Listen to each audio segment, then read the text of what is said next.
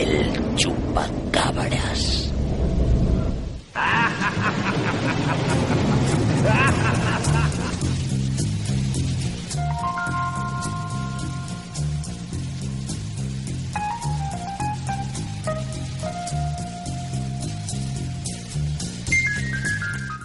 Hola, buenas noches, bienvenidos una madrugada más a Chupacabras, el programa de historia y misterio emitido desde Onda Polígono Toledo, vuestra radio comunitaria.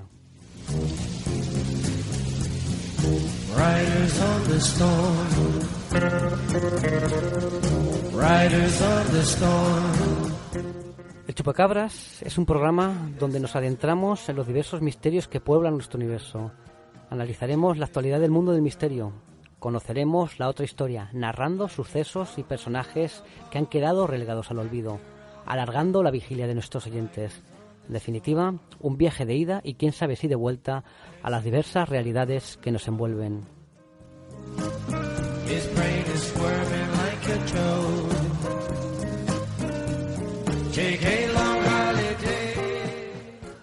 Bueno. Una madrugada más aquí en el Chupacabras de Onda Polígono Toledo.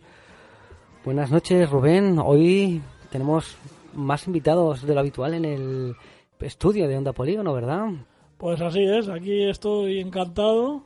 Y bueno, decir que hoy el sexo femenino igual al masculino en este programa. Hoy hay empate técnico. Contamos hoy con Lady Manila de nuevo. Y bueno, hoy tenemos una invitada especial también, que es su primera vez aquí en el Chupacabras, Daniela Tudosie.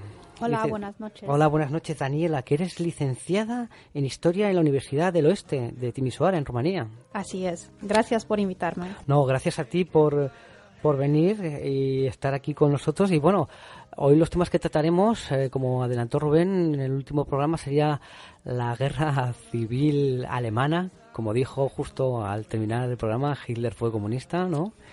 Así es, y ahora lo desvelaremos. Y en una segunda parte, donde nos ayudarán nuestras dos invitadas, vamos a desvelar a un personaje macabro, héroe o villano, quién sabe. Fue una época muy dura la que le tocó vivir. Pues hablaremos de Vlad el Empalador, y Daniela nos hablará de este personaje que es un héroe de su tierra, Rumanía. Y Lady Manila nos ayudará a descubrir el perfil psicológico de este héroe o villano.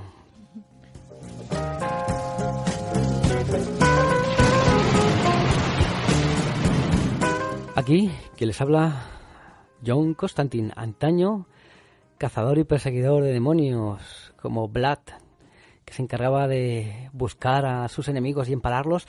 Pues yo me encargo no de empalar a los enemigos de la radio, sino de dirigir este programa para que no se nos vaya un poco de las manos, que últimamente, Rubén, nos enrollamos y porque ya es todo tan interesante, que la historia es tan larga que en una hora y media que tenemos aquí una especie de alarma que nos dice que ya es la hora, ya tenéis que parar, tenéis que ir terminando. Pues en eso consiste en estar un poco controlando que no nos vayamos de madre, porque si no estaríamos aquí hablando y hablando hasta que me naciese seguramente. Bueno, y sin más dilación, aquí y ahora da comienzo este Chupacabras.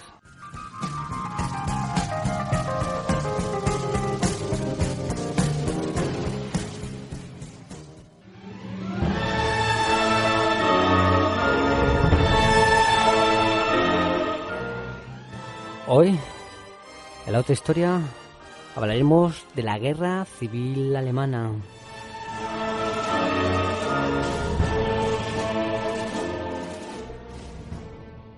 Una guerra y unos acontecimientos que sucedieron inmediatamente al terminar la Primera Guerra Mundial.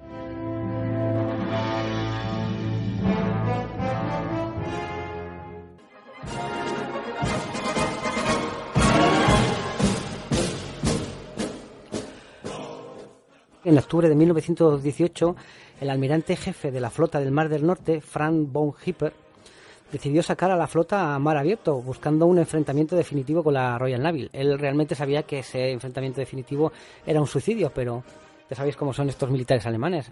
Lo que él quería era, pues, dejar el pabellón de la flota alemana en alto antes de una rendición, aunque fuese a costa de toda la flota y de todas las vidas de los marineros. Lógicamente, los marineros, cuando se enteraron de lo que quería hacer el almirante, se rebelaron, y fue una especie de la mecha que estalló, que podríamos decir que encendió fuego a la revolución alemana.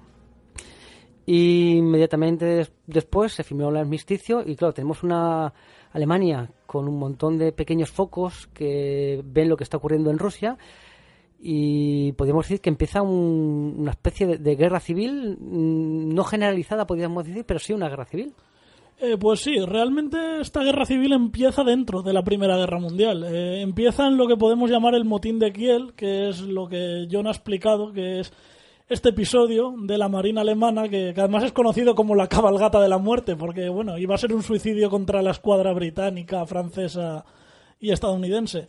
El caso es que hay dos cruceros de guerra, que son el Thuringen y el Helgoland, que bueno, las tripulaciones se amotinan e izan la bandera roja en los mástiles. Entonces tiene el almirante von Hipper que suspender la llamada cabalgata de la muerte, y bueno, tiene que regresar a puerto, arrestar a estos amotinados que son encarcelados en la prisión estatal de Kiel. ¿Qué sucede? Esto es el 30 de octubre, 3 días después, que es el 3 de noviembre, pues hay una manifestación de los marineros y se les unen además obreros y soldados del ejército de tierra que exigen que a estos amotinados se los ponga en libertad. La gendarmería de la ciudad responde disparando, mata a 9 de los manifestantes, y los manifestantes además matan a un policía. Esto va a prender la mecha porque el 4 de noviembre, lo que es la ciudad de Kiel, más de 40.000 personas, contando marineros amotinados, soldados, obreros, además también se suman campesinos de los pueblos de alrededor, toman la ciudad de Kiel, matan a algunos oficiales navales. De hecho, por ejemplo, al capitán del crucero König lo asesinan ahí en su camarote, y proclaman la revolución allí en Kiel.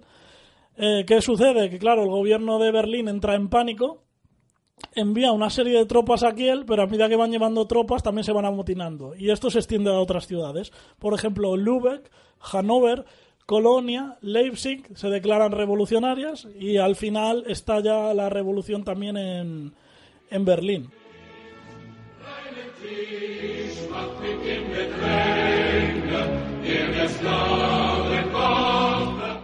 En Berlín hay una serie de enfrentamientos muy breves, dejan 15 muertos, básicamente porque el Kaiser abdica y huye, todo el Estado Mayor sale por patas, y al final los revolucionarios entran en el Reichstag es el Parlamento, y aquí proclaman pues 2 Alemanias, que esto es muy curioso porque si nuestros oyentes escucharon el capítulo de la Revolución Rusa, dijimos cómo al caer el zar se hacen 2 poderes duales.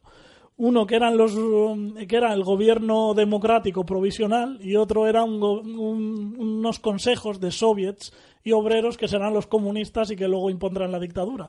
Pues en Alemania pasa lo mismo, porque se hace un gobierno democrático que es al frente del Partido Socialdemócrata, hacen canciller ese mismo día que cae el Kaiser, hacen canciller al Friedrich Ebert, que era un socialista, y sale al balcón y proclama la República Alemana.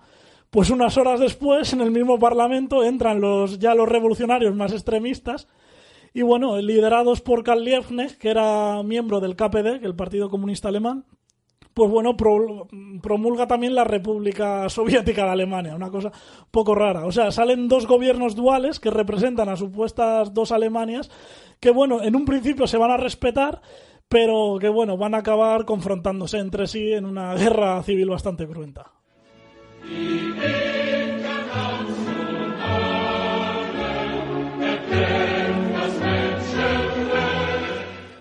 Como comenta Rubén, esta guerra tuvo una duración incluso antes de que terminase la Primera Guerra Mundial, y duró hasta 1921, más o menos. Mediados de 1920. Ahí se acabaría. Podemos decir los primeros muertos, lo que hemos dicho, el motín de Kiel, pero ya cuando empieza en serio esta confrontación es en diciembre de 1918, en un acontecimiento que se va a conocer como la Revolución Espartaquista, en honor al esclavo de Roma, al que se rebeló contra los romanos, Espartaco. Todo va a comenzar porque hay una serie de manifestaciones, los comunistas en Berlín, que nuevamente, en este caso el gobierno republicano de izquierdas, va a reprimir y va a matar a 16 militantes comunistas, y además se va a negar a dar la paga de Navidad a una división que se llamaba la Volksmarine Division, que traducido sería como División Popular de Marina o División de Marineros del Pueblo, en español sería. Y estos marineros que están en Berlín se van también a amotinar, y estos van a irrumpir en el Parlamento, en el Reichstag, y van a secuestrar al canciller socialista Ebert. ¿Qué pasa? Que Ebert era un tío bastante inteligente y va a hacer lo siguiente. Les va a proponer a estos marineros del pueblo, que eran prácticamente comunistas, que va a hacer una revolución mucho más allá, similar a la de Rusia. Les promete esto a cambio de que les suelten. Los marineros se lo acaban creyendo, craso error, porque de revolucionario, aunque fuera socialista, no era nada revolucionario Ebert. Y lo que va a hacer, en el momento que ya le sueltan en libertad, va a ser movilizar al ejército y a los sectores más conservadores de Alemania, y moviliza 800 soldados y 2 cañones que lo que hacen es intentar desarmar a esta división de marineros del pueblo. Estos evidentemente se defienden, disparan, y esto es el pretexto que utiliza el KPD, el Partido Comunista Alemán, junto a otros grupos más extremistas de izquierda que forman la llamada Liga Espartaquista, y esto lo hacen es un pretexto para hacer una rebelión general en Berlín. Y Berlín tendrá casi 500.000 de revolucionarios que saldrán a la calle, y habrá un enfrentamiento brutal en las estaciones, en los ministerios. Bastante sangriento, además, hay que decir. Por ejemplo, es curioso, en estos enfrentamientos además tiene lugar el primer bombardeo aéreo de Berlín en la historia. Siempre se cree que fue en la Segunda Guerra Mundial. No, fue aquí. La aviación, por ejemplo, demolió el barrio de Lichtenberg, que estaba tomado por los comunistas. Y al final los revolucionarios fueron siendo vencidos en todas partes de la capital, hasta ser prácticamente aniquilados. La fecha que son vencidos sería el 16 de enero, que es cuando los 2 grandes representantes del Partido Comunista Alemán son capturados. Serían Karl Liebknecht y Rosa Luxemburgo, y son capturados además por una milicia de extrema derecha que curiosamente recibía dinero del Partido Socialista, de este caso, el Partido Socialdemócrata, en este caso de Ebert. Que llega a pactar hasta con los de su ideología más opuesta. Tenía tanto miedo a los comunistas que le da igual con quién tuviese que pactar este señor. Y estos asesinan a Liebknecht y a Rosa Luxemburgo, lo suben a un coche, los disparan en la cabeza y luego los arrojan al canal de Langwer. En cuanto saben esto, el resto de comunistas de Alemania empezarán a brotar en otras ciudades, y eso va a derivar en una guerra civil en toda la geografía alemana.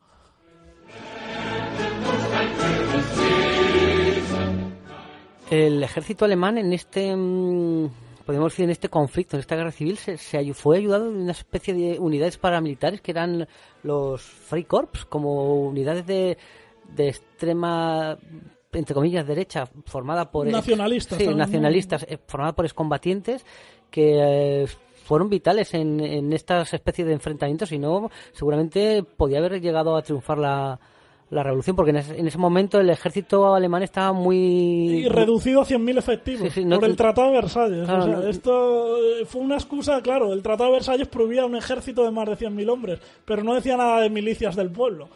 Los Freikorps eran cuerpos libres, se llamaban, eran gente del pueblo que combatía por su propia cuenta. Pero que realmente eran militares, podríamos decir que eran... No, hubo muchos, por ejemplo, como Himmler, Goebbels o estos combatieron, no participaban en la Primera Guerra Mundial, pero sí combatieron dentro del Freikorps, por ejemplo.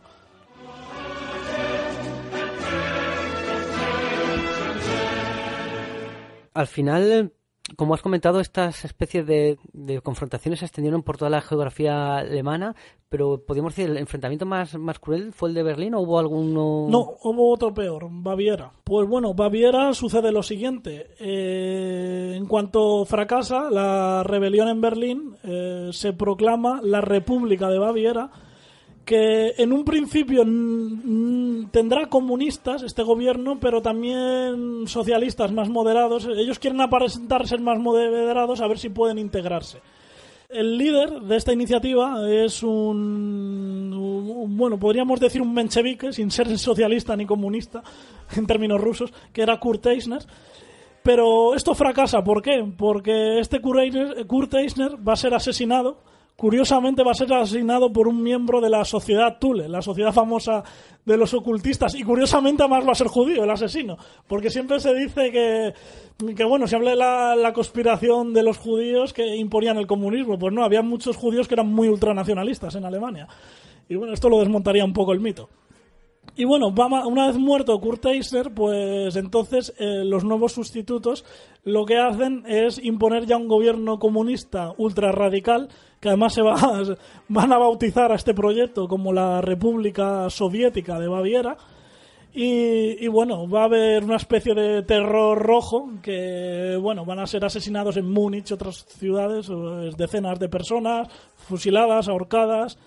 Y bueno, también además va a reunir un ejército de 10.000 hombres que lo van a bautizar como el Ejército Rojo Bávaro, pero va a ser vencido. Y va a ser vencido porque el gobierno desde Berlín va a enviar otro contingente de 20.000 efectivos que van a ser tanto del ejército republicano más los Freikorps. Y bueno, se van a enfrentar en la batalla de Dachau.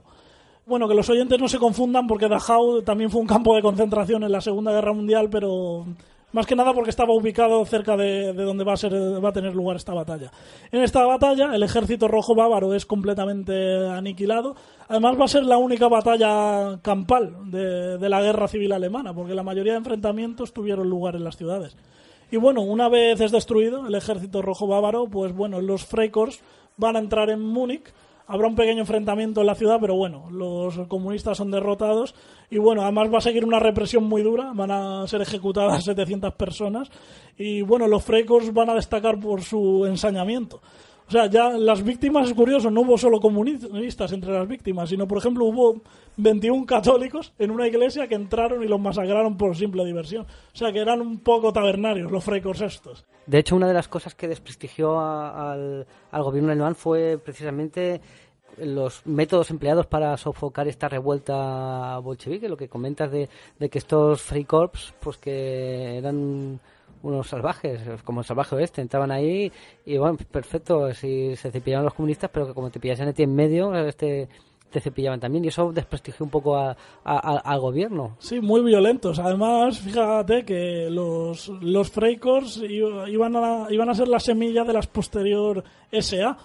Una vez que entre Hitler en escena, las milicias, estas camisas pardas, las SA, que iban con el brazalete nazi y esto, pues muchos vendrían del Freikorps, muchos de los SA. Ernst Röhm, por ejemplo, su líder, Röhm, bueno, era del grupo von Epp, que era uno de los más violentos de Alemania, del Freikorps, de los más violentos, y procedía a estas filas.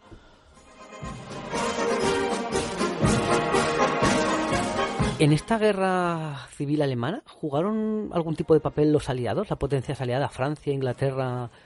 No jugaron ningún papel, pero estaban altamente preocupadas.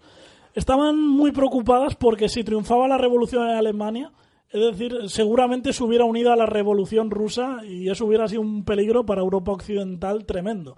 O sea, si hubiese triunfado, probablemente de todas las naciones del mundo, Francia, Estados Unidos, Inglaterra hubieran intervenido militarmente en Alemania para derrocar a este régimen comunista, lo cual hubiera sido otra guerra mundial, porque bueno, hubiera sido una guerra contra Alemania y contra Rusia, porque hubieran sido aliadas.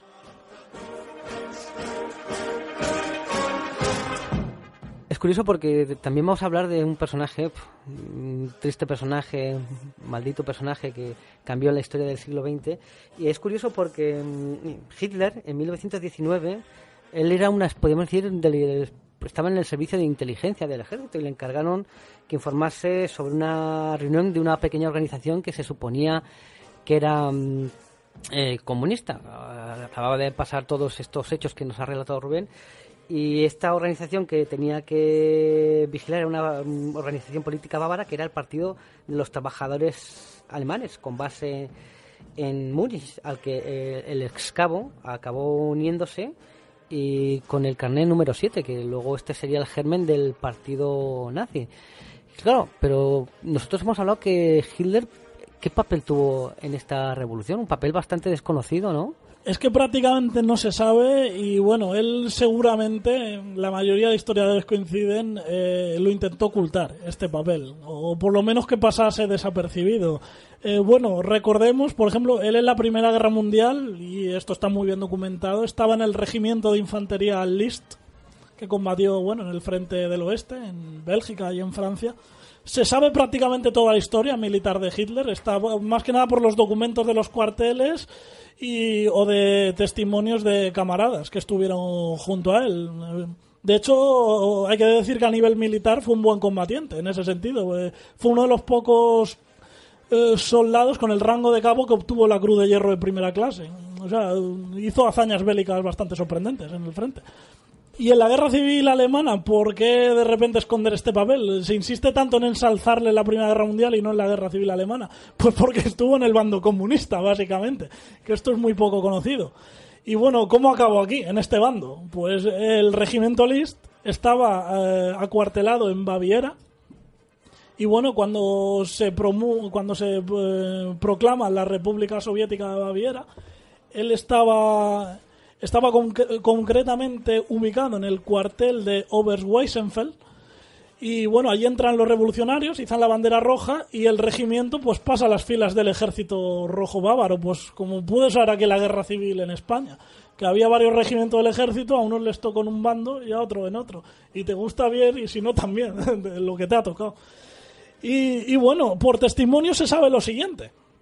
Porque él prácticamente, por ejemplo, en la autobiografía que él escribió, Mi lucha, Mein Kampf, que él ha estado repasando estos días, a la Guerra Civil Alemana la dedica una página de más de 350 y letra pequeña, lo cual es bastante sorprendente. Por testimonios de compañeros que estuvieron con él, pues bueno, dijeron que ejerció labores de seguridad, primeramente durante las primeras semanas de la guerra. De hecho, ejerció labores de seguridad en un campo de prisioneros franceses y británicos, que eran de la Primera Guerra Mundial, concretamente en el campo de prisioneros de Traunstein. Una vez finalizó el servicio aquí, ya se integró ya como un infante en las filas del ejército rojo bávaro. De hecho, además, por los testimonios de la época, hablan que le vieron vestido como iban todos los comunistas ahí, con el brazalete rojo, la estrella en el casco. O sea, debía tener unas pintas bastante curiosas. Y bueno, y se presentaba a sus superiores como camarada de la Revolución Mundial. Los soldados, a los jefes, tenían que presentarse así. Pues se presenta el cabo Hitler de camarada de la Revolución Mundial. O sea, de todo debía ser bastante sorprendente. Claro, imagina esto cualquier periodista en su carrera política en el partido nazi que hubiera sacado todo esto. No, seguramente ese periodista una mancha negra. Hubiese desaparecido antes de sacar esa noticia. Bueno, hubiera desaparecido ya en el poder, pero antes del poder, claro. No, sí, efectivamente. Antes del poder no hubiera pasado nada. Lo que pasa es que, claro, el ascenso de Hitler fue tan vertiginoso que realmente, pues si hubiese algo, que seguramente habría documentos gráficos, igual que hay documentos gráficos de él en su unidad en la Primera Guerra Mundial, pues seguramente algo podía haber, pero seguramente hay documentos, mira, y voy a decir alguna cosa. Bueno, se sabe además también que después de la batalla de Dachau, que he dicho antes, al entrar los Freikorps en Múnich, él estuvo entre los defensores de Múnich. Y bueno, cuando fueron a detenerlo, esto ocurrió, además está documentado, el 27 de abril de 1919, pues bueno, fueron tres miembros del Freikorps a detener a Hitler, lo acorralaron en un callejón sin salida, y cargó su carabina y les amenazó, y al final los consiguió ahuyentar y salieron por patas, los 3 miembros del Freikorps. Eso sí, luego unas horas después, en otra parte de la ciudad ya sería apresado. Lo que tuvo suerte, Tuvo suerte porque, bueno, fue juzgado. Todos los que habían sido soldados del Ejército Rojo Bávaro fueron juzgados en tribunales militares. Y además están las actas del juicio. Además era el tribunal militar del 2º Regimiento de Infantería de Línea, que fue los encargados de procesarle. Procesarle acusado de ser un peligroso comunista, que esto es una cosa increíble. Le declararon inocente porque vieron que no era comunista. De hecho, él le tocó ese bando y seguramente le hubiera gustado estar en el otro, en el Freikorps. Le hubiera encantado estar ahí, pero le tocó el que le tocó. Y bueno, eso sí, le impusieron un castigo. A todos los inocentes les imponían hacer un pequeño curso como para reeducarte, es decir, para enseñarte que el comunismo era muy malo y todo eso. Vamos, a él no le hacía falta, pero el caso le hicieron hacer que se llamaba pensamiento cívico del Estado. O sea, el tipo estuvo acudiendo a un curso anticomunista obligado por un juez, que esto es bastante sorprendente. Fíjate cómo hubiese cambiado la historia si en esos incidentes de Múnich, porque fíjate ahí los Freikorps que eran de gatillo fácil, podían haber acabado en una cuneta de una calle. A muchos prisioneros y compañeros suyos los pasaron por las armas. Tuvo suerte, sí. Este hombre tuvo suerte a lo largo de su vida porque la Primera Guerra Mundial, estuvo a punto de morir por el gas mostaza, por impactos de mortero. Luego ya estando en el poder un montón de atentados tenía un ángel de la guarda. Murió cuando él quiso, que se pegó un tiro en el búnker. Sí, por eso ese halo de especie de inmortalidad que él mismo se presuponía a sí mismo, que pensaba que no había manera de pararle, que al final pues fíjate si le pararon. Pero sí, es un hombre con suerte, desgraciadamente, pero bueno, es así. Curioso esta historia roja de Hitler, ¿no? Como el cómic de Superman, ¿no? El hijo rojo. Superman, el hijo rojo. Adoptado por Stalin. Pues es igual, aquí tenemos a Hitler como hijo rojo. Bueno, después de esta curiosa historia de Hitler, ¿cómo acaba esta guerra? Porque Alemania ya había quedado bastante recortada territorialmente y muy mermada económicamente. Supongo que esta guerra no acrecentó esta situación. Pues a diferencia de Rusia, aquí los comunistas van a ser derrotados y básicamente es por la descoordinación. Así como en Rusia desde el principio tuvieron un terreno más o menos amplio y industrializado con el que hacer frente a sus enemigos, en Alemania no. En Alemania iba habiendo insurrecciones en una parte del país, era derrotada, surgía otra, era aplastada. Y básicamente todo eso fue la guerra civil alemana. Lo más complicado fue la última fase, que sería entre finales de 1919 y 1920, que los comunistas se unificaron algo más y en la zona minera del Ruhr crearon el Ejército Rojo del Ruhr con 350.000 soldados armados. Y aquí fue la única ofensiva comunista grande que podemos decir que tiene cierto éxito, porque en esta ofensiva tomaron la ciudad de Essen, Düsseldorf, Sajonia, Turingia. Incluso en la batalla de Dortmund derrotaron a un contingente del Freikorps, lo aniquilaron entero. Lo provocaron, miles de bajas y capturaron 600 prisioneros.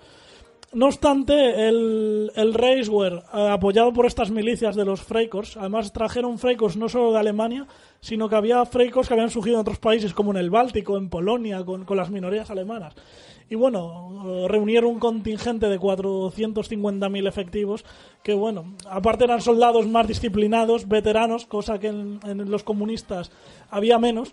Y entraron en el Ruhr. Es verdad que hubo muchos cruentos enfrentamientos, pero al final fueron aniquilando a los comunistas uno por uno, a todos los contingentes uno por uno. El último núcleo de resistencia sería la batalla de Wischerhofen, y que aquí serían prácticamente exterminados los últimos revolucionarios. Y a mitad de 1920 todo el país estaba pacificado. El Partido Comunista Alemán ha sido totalmente derrotado y ha triunfado la República Alemana. Y aquí podemos decir que esta es la fecha que marca el fin de la guerra civil alemana. Y eso sí, empezará en esta fecha otro proceso revolucionario más discreto, que empezará precisamente en Baviera cuando Hitler consigue hacerse con el Partido Nacional Socialista de los Trabajadores Alemanes, el partido nazi, consigue hacerse con el liderazgo y empezará otro proceso revolucionario distinto.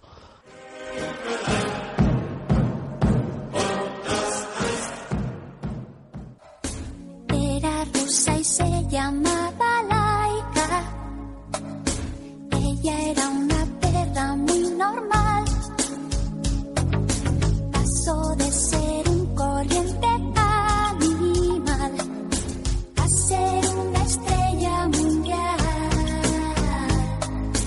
La metieron dentro de una nave para observar la reacción.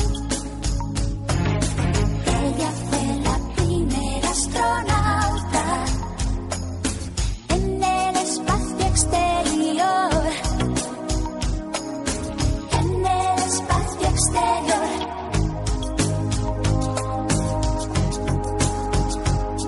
Preparado está el cohete para zarpar. El control integral y alertadores.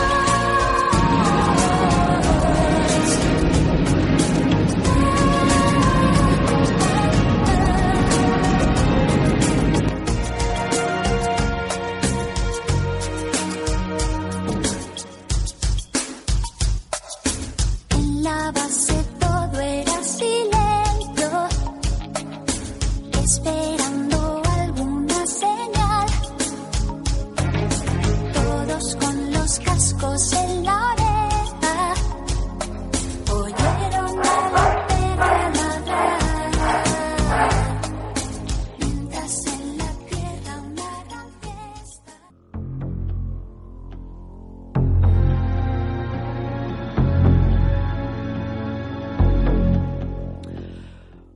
Bueno, hoy en la sección Mundo Desconocido hablaremos de la figura de Vlad Tepes, Vlad el Empalador.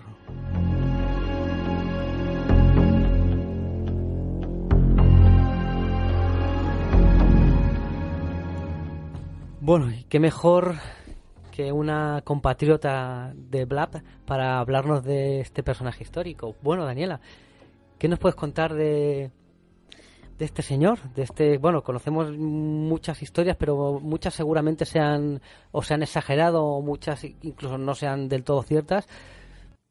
Bueno, pues Vlad, como suele llamarse, vivía en un mundo muy convulso. Hay que tener en cuenta el mundo de los Balcanes del siglo XV, que no era nada fácil. En aquel entonces el Imperio Otomano se hallaba en plena fase de expansión por el suroeste de Europa. Grecia ya quedó sometida desde la década desde el año 1360, Serbia desde 1389 y Bulgaria desde 1396. Realmente en el frente a los otomanos solo se encontraba el reino de Hungría y los principados en los que entonces se dividía la actual Rumanía, que es Valaquia y Moldavia, junto a Transilvania, que bueno, era un territorio autónomo perteneciente a Hungría. ¿Qué pasa? A este señor Vlad III de Valaquia se sabe que era de alguna manera príncipe de Transilvania. Pues la verdad es que él nunca reinó en Transilvania. Como lo hemos dicho, Transilvania pertenecía al reino de Hungría. Fue voivoda, que significa un príncipe, en Valaquia. La infancia de este Vlad III fue bastante difícil. Nació en la ciudad de Sighișoara, hijo de Vlad II, que era un voivoda gobernante de Valaquia. Su padre también tiene una historia muy interesante, que ingresó en el Orden del Dragón en 1431, que era para defender el cristianismo frente a la expansión otomana, y realmente el nombre de Drácula, que se queda en la historia, pues se debe a una confusión. ¿Qué pasa? En el Orden del Dragón lo introdujo el emperador Sigismundo de Luxemburgo. Dragón en el idioma húngaro es Drac, pero hay una confusión porque en el idioma rumano Drac significa el diablo. Y entonces se quedó en la historia como el Vlad Drácula, que era realmente el hijo del Vlad Drácula, el hijo de Vlad que ingresó en el Orden del Dragón.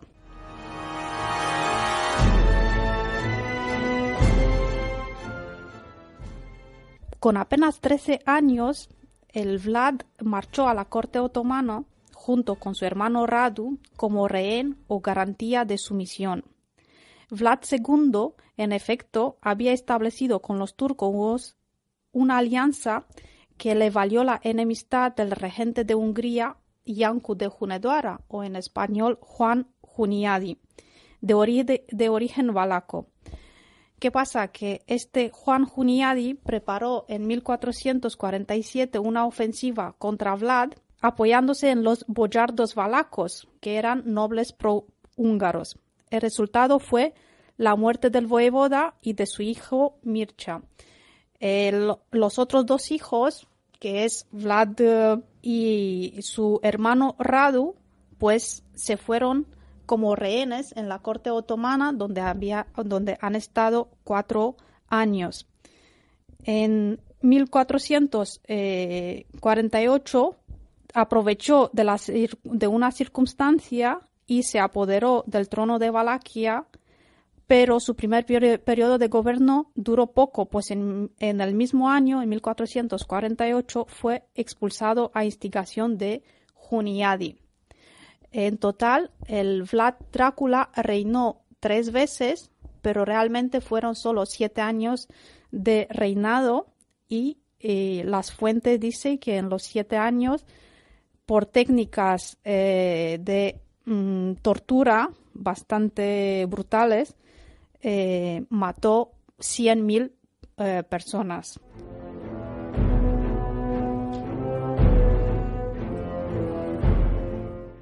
En el año 1456, el Vlad Drácula, Vlad Cepes, como se va a llamar, o Vlad el Empalador, pues logra hacerse de nuevo con el gobierno de Valaquia. A diferencia de su padre, en cambio, él nunca se declina por un bando u otro, siempre va contra los turcos. Los métodos de Vlad Drácula, pues tiene como ejemplo, él mismo se pensaba que era como de un cruzado. Por ejemplo, tengo una fuente eslava que dice que en el año 1462 Vlad atravesó el Danubio para saquear el país búlgaro, entonces era parte del Imperio Otomano, Bulgaria, y en la campaña envió al rey húngaro Matías Corvin 2 sacos llenos de orejas, narices y cabezas, acompañados de una carta en la que le decía: «He matado a hombres y mujeres, a viejos y jóvenes, desde Obluchica a Novoselo hasta Sanvit y Guillén.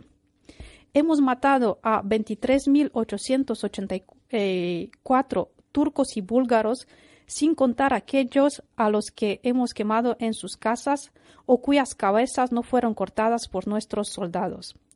Terminemos juntos lo que juntos hemos iniciado y aprovechamos esta situación, puesto que sí, Dios Todopoderoso escucha las oraciones y los ruegos de la cristiandad, si favorece los ruegos de los piadosos servidores, nos concederá la victoria sobre los infieles enemigos de la cruz». Vlad, pues, se veía a sí mismo como un cruzado, pero también es una cosa curiosa porque en los retratos que siempre tiene, normalmente a los príncipes cristianos siempre se le pone una cruz. Él siempre está retratado como una estrella de 8 puntos, cosa muy curiosa que de alguna manera la Iglesia, el cristianismo lo rechazaban un poco, aunque es verdad que su papel contra los turcos fue muy, muy importante. No faltaban motivos para temer por su posición. La nobleza boyarda se mostraba desafecta, absteniéndose de participar en la guerra contra los turcos.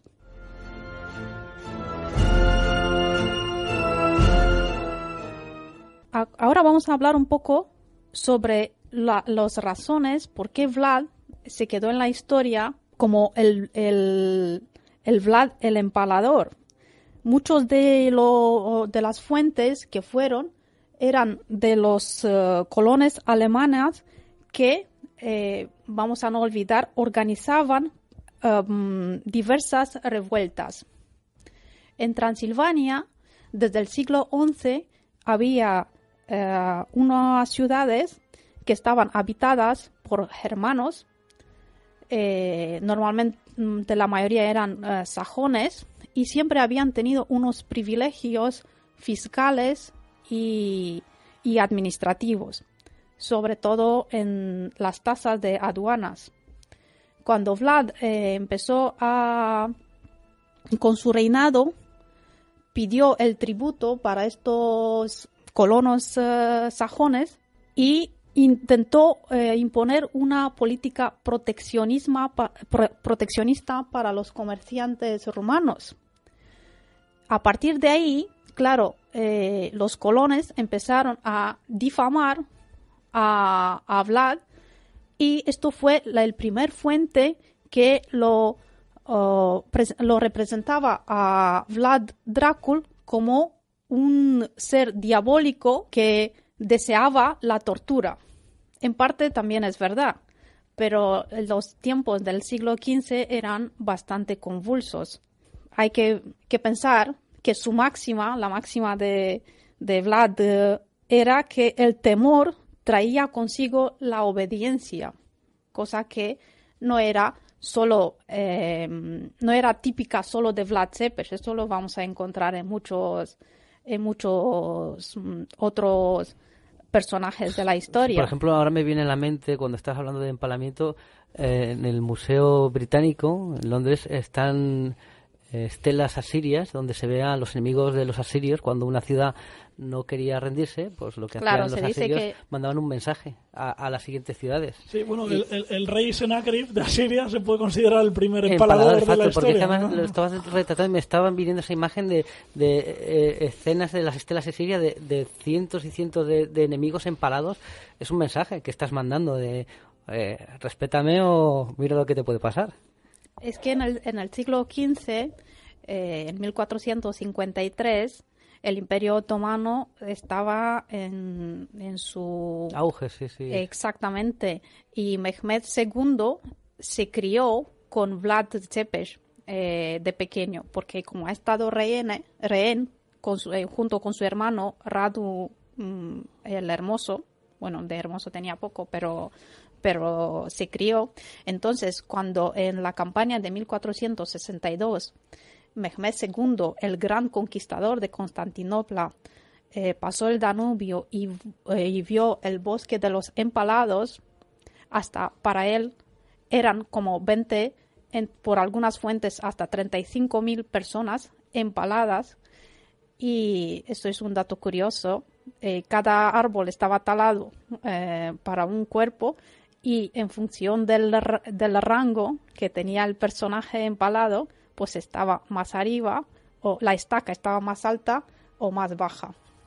¿Hasta qué punto son ciertos estos relatos sobre la crueldad de Vlad?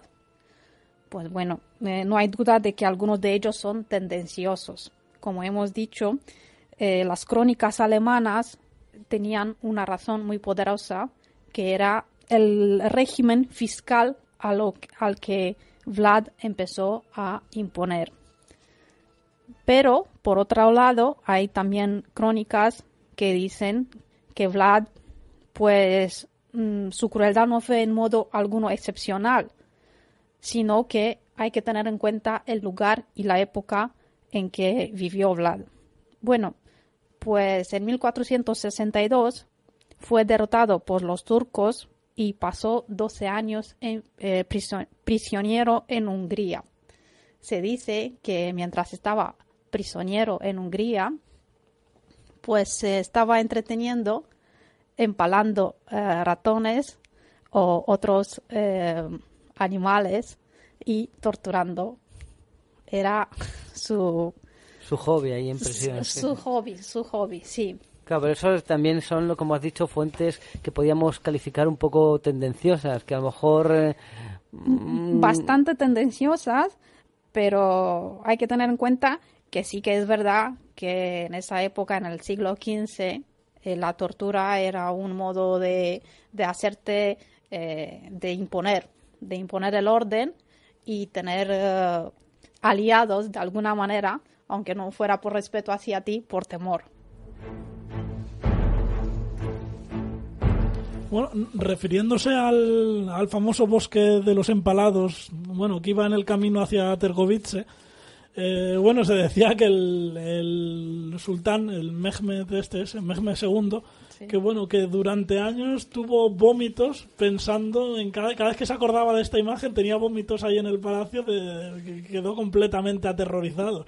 Y fíjate que John, que los turcos, vamos, no es que fueran unos santos, porque también tenían lo suyo, pero que el propio sultán tuviese vómitos. Y una de las cosas que más le asquearon al sultán eran sobre todo los cuerpos que estaban en putrefacción, pues que se acercó a uno de ellos porque oía un canto. Y es que los pájaros en el cuerpo en descomposición habían picado la carne y entre los costillares del cuerpo habían hecho nidos. Entonces ya el canto de los pájaros en los cadáveres. Es que debía ser en aquella época una imagen terrorífica, o sea, una pesadilla de la que deseas despertar. No sé si es puede ser una campaña de marketing bien hecha, ¿eh? O sea, porque lo que dice Rubén, los turcos no eran unos mojigatos, pero claro, esa imagen de 35.000 personas empaladas, putrefactas. Encima, además, como ha comentado Daniela, los altos comandantes del ejército más empalados más alto, para que encima los reconociesen y se viesen. Tenía que ser una imagen que te pudiese, vamos, que se te tenía que dar grabada en la mente. Bueno, y todo esto relacionado que él conocía, el conquistador de Constantinopla, jugó y conoció de pequeño a Vlad, que dice que de pequeño era un ser encantador. Entonces, sumado esto y al paisaje, que era terrible, pues no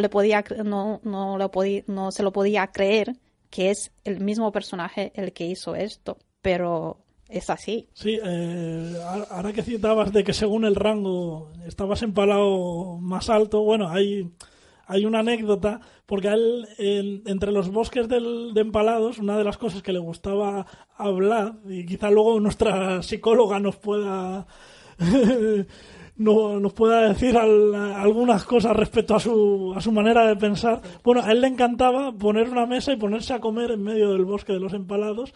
Bueno, mientras estaban ahí agonizando, él estaba en un festín comiendo ahí. Y hay una anécdota que claro, hacía comer también a sus nobles. Y hubo un noble que es que no podía comer. Él dijo, es que yo viendo esto en putrefacción aquí, yo es que voy a vomitar si como. Y dijo Vlad, bueno, pues tranquilo. Dice que respira aire puro. Le dijo, pues vamos a hacer que respires aire puro. Entonces cogieron y le estacaron en el palo más alto de todos para que pudiera respirar por encima del resto de empalados. Cumplió su deseo, mira. No sé si hay que reconocer que era un hombre que tenía que hacerse respetar. De hecho, en ese aspecto me estoy acordando de una anécdota, la del vaso de oro, que sí, llegan, no sé si el pueblo donde fue, si es realmente una anécdota o es más leyenda, Daniela, lo que voy a contar de eso, de un vaso de oro que dejó él para beber en una fuente, bebió de esa fuente con ese vaso y lo dejó ahí, y ese vaso de oro no tuvo nadie de tocarlo durante mucho tiempo hasta que este hombre ya murió, porque tenían tanto miedo a este personaje que cualquiera se atrevía a coger esa copa y se enterase el otro Vlad de que le habías tocado o que le habías robado, vamos, acababas empalado mínimo. Entonces esa anécdota del vaso de oro yo ya no sé si entra más en la leyenda o realmente eso ocurrió. Bueno, cierto es que existe la fuente que dice que sí, que realmente existió. Hasta qué cierto punto puede ser cierto, pues no lo sabemos.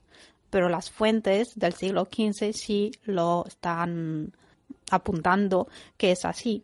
Era un temor en toda la sociedad y fuera de la sociedad rumana, fuera de las fronteras. También voy a contar un episodio un poco anecdótico. cuando el sultano mandó a sus mensajeros a hablar del tributo que le debía, porque una vez en el poder, Vlad pues decidió no pagar nada de dinero al sultán, pues entonces ese primero mandó unos mensajeros para pedir lo que le debía. Al venir los mensajeros al castillo, pues se inclinaron, pero al ser con los turbantes, con las boinas, pues no se la han quitado. Entonces para él fue una falta de respeto total. Le preguntó por qué y dijeron que por la religión no podían sacarse las boinas. Entonces él le clavó unos clavos en las boinas para así que nunca más se lo quitara y que fuera verdad lo que le decía. O sea, el temor fue realmente dentro de la sociedad porque también tenía unas ideas un poco absurdas. Eso sí, parece que sí que es verdad.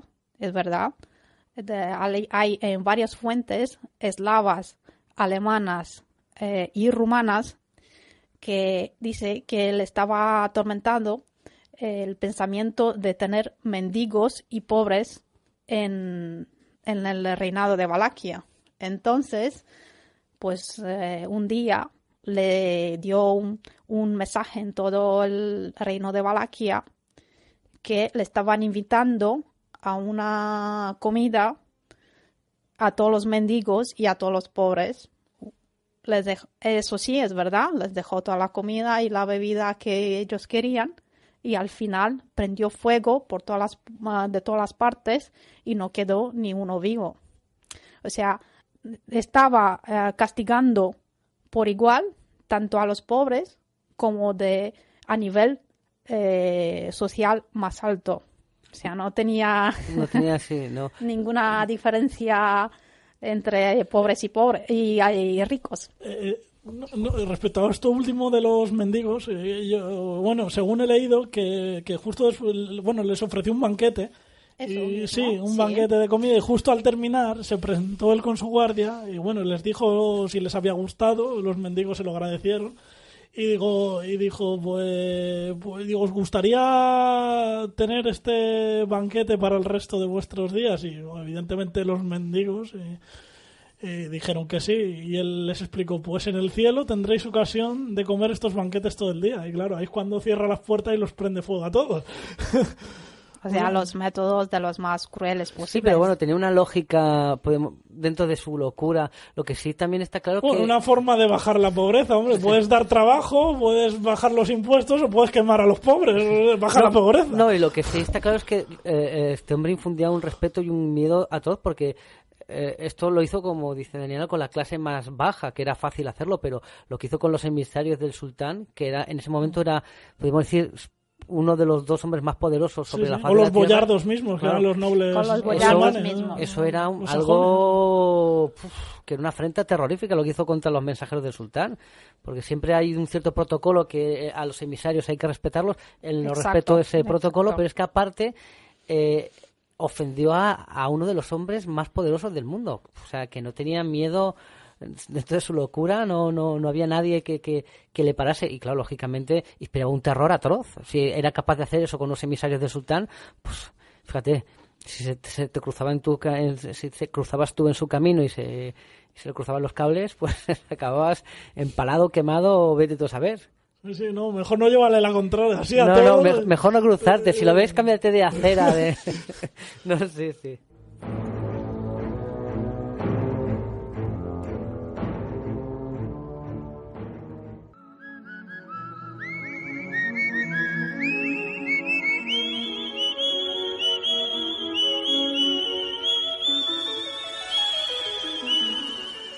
Bueno, esta melodía quiere decir que al otro lado del teléfono tenemos a nuestro viajante Viracocha. Buenas noches, viajante, ¿qué tal?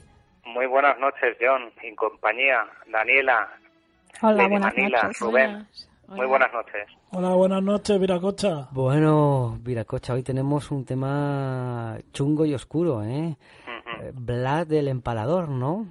Voy a intentar valorar lo que serían los juicios que hace la historia respecto a los personajes, cómo un personaje como Vlad Tepes queda solo su maldad y otros muchos personajes que han estado en la historia queda otros rasgos de su vida, no tanto los actos oscuros y crueles que pueden realizar.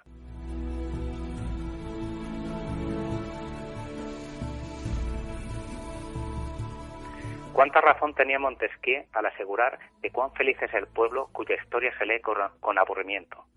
Todos los hechos que rodean la vida de Vlad Tepes son de todo menos monótonos, por desgracia para sus súbditos.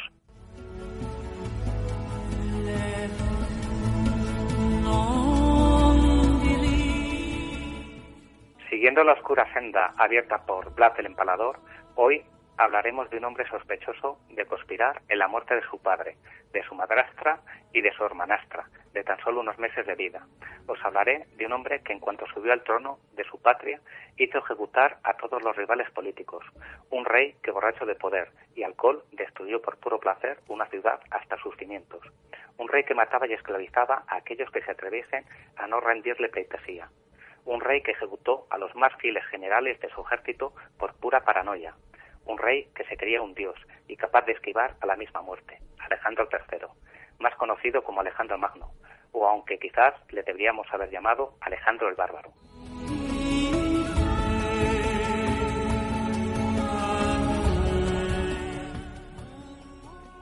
Como todos los grandes conquistadores, la línea que separa al héroe del villano es muy delgada. Alejandro quizás no fue el mayor estratega de todos los tiempos. Sabía leer perfectamente los tiempos en el campo de batalla y tomar las medidas necesarias para derrotar a sus enemigos. Supo sacarle un enorme rédito al ejército creado por su padre Filipo y conquistar el imperio más grande de todo el mundo antiguo. Pero hoy conoceremos su lado más oscuro.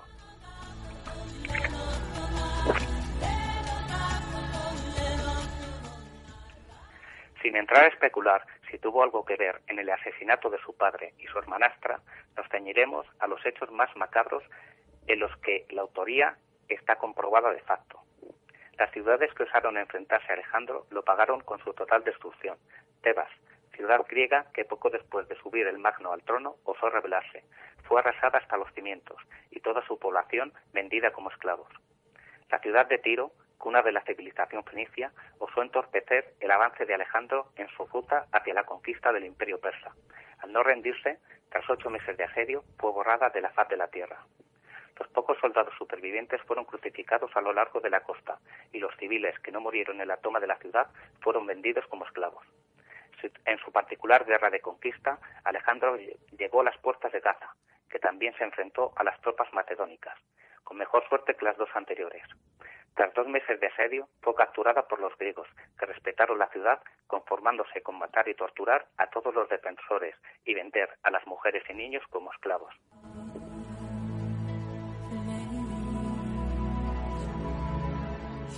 Estos episodios se podrían justificar en una especie de política del terror, muy utilizada a lo largo de la historia de la humanidad. Masacro a quien se interponga en mi camino y me evito una oposición seria en mi avance, por temor a las represalias. Alejandro no fue ni el primero ni el último que usó el miedo como arma de guerra. Lo que sí podríamos definir como un acto poco ético y más cercano de la venganza fue la destrucción de la capital administrativa de Persia.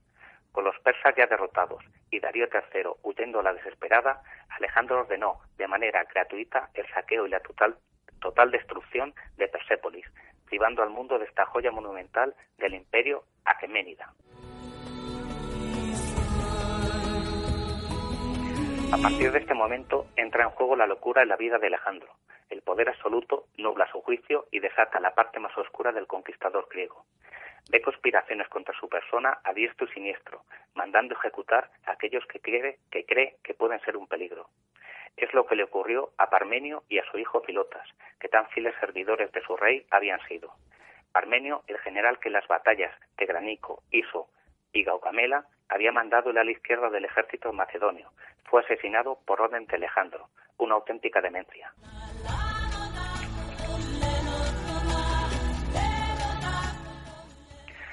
Alejandro ya no consentía que nadie le llevase la contraria, ni siquiera sus servidores y amigos más fieles. Uno de ellos fue Clito, que había servido valientemente a Filipo y posteriormente a Alejandro, salvando incluso la vida de este en la batalla de Gránico. En uno de esos numerosos banquetes griegos en los que participaba Alejandro, disfrutando en exceso de los placeres del vino, Clito tuvo la osadía de ser demasiado franco e incisivo en sus comentarios hacia la persona de su rey, lo que provocó que Alejandro montase en cólera y, arrebatando una lanza a uno de los guardianes, atravesó el pecho de su amigo y fiel compañero, arrebatándole la vida al instante.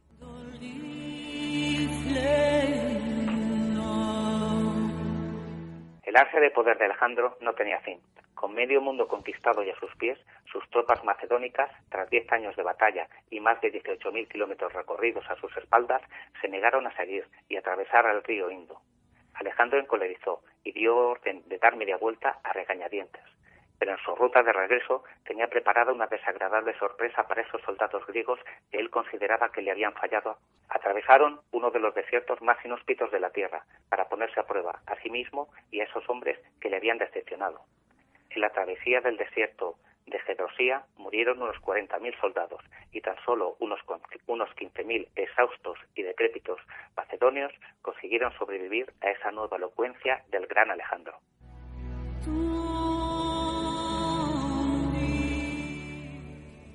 En su etapa final, Alejandro, embelesado por el poder que ostentaba, llegó a creerse un auténtico dios, obligando a realizar la prosquinesis en su presencia. Este acto ritual y reverencial hacia su persona lo divinizaba y terminó de escandalizar a los pocos griegos que confiaban en que su rey todavía conservaba algo de buen juicio. Hasta tal punto Alejandro tenía la creencia de que era inmortal que murió sin haber nombrado sucesor. Hasta el mismo momento de su estertor final estaba convencido de que sería capaz de vencer a la misma muerte.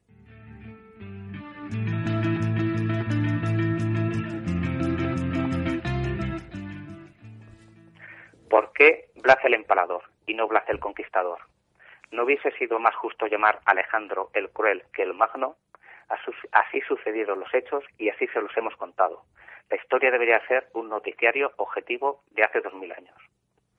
Es complicado perder objetividad en sucesos de 2 milenios atrás, cuando en hechos recientes de los que uno es parcialmente testigo encuentras versiones totalmente dispares, dependiendo de la cadena televisiva, periódico o radio que escojas para desinformarte. La primicia de la historia y de aquellos que nos la transmiten debería ser la objetividad y el compromiso con la veracidad, alejándose del partidismo y la parcialidad, respetando la realidad del pasado. Entonces, ¿quién escribe la historia? Está claro que la escriben los vencedores, convirtiendo en mito lo que les interesa y demonizando aquello que sienten como ajeno. Como dijo Jean-Paul Sartre, incluso el pasado puede modificarse. Los historiadores no paran de demostrarlo.